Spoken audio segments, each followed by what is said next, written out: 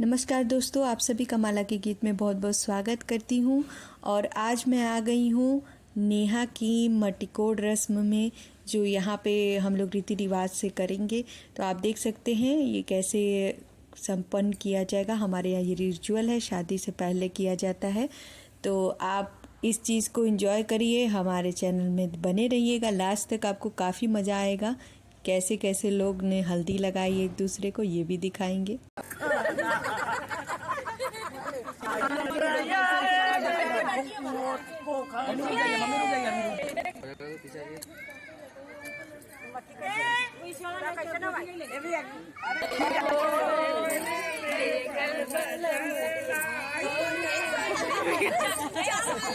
आप लोग काम करना हुआ है क्या?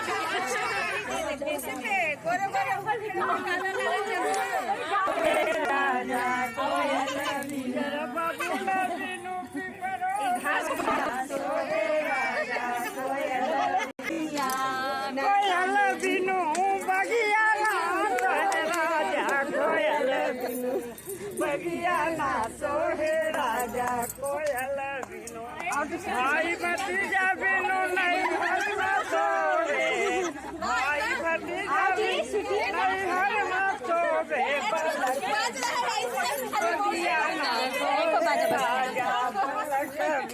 बगिया ना सोवे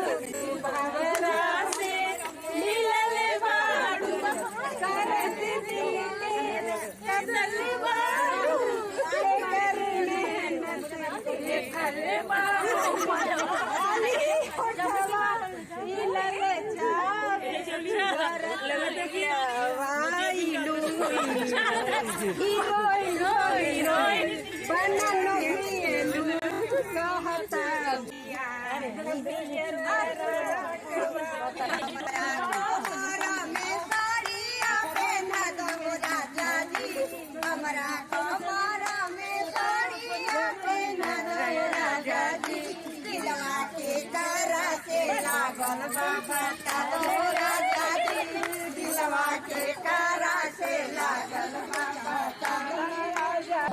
आठ ही काठ के मलावा रे मलावा ताई मलावा, ए सुहाग के हरदीला देला, ए नारायण तेल लगा दे, कहाँ थवा पसारा ने हासुवाला देबो, ए सुहाग के हरदीला देबो,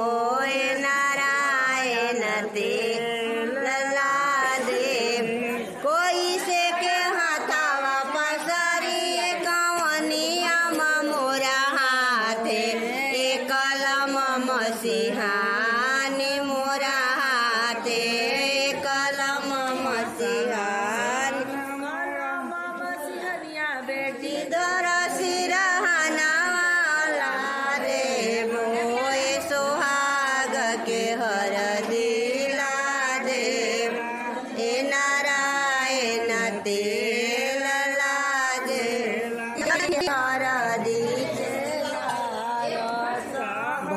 भैया हो शुभम भैया धनी रौरा बानी जी, कहिया के हर चले रौरा बानी जी, चले रौरा बानी जी, कहिया के हमारो नेहा सुहावा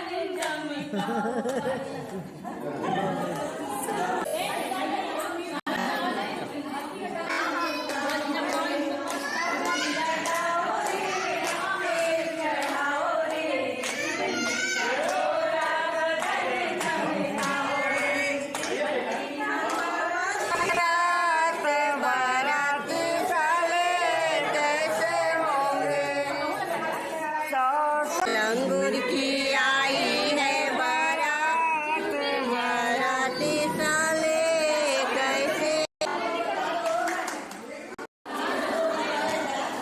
हरी हरी डूबी आया जुर भरी चाउर शिवा शंकर हरि पूजा ही चलेली अम्मा सोहागिन शिव शंकर हरि जत चू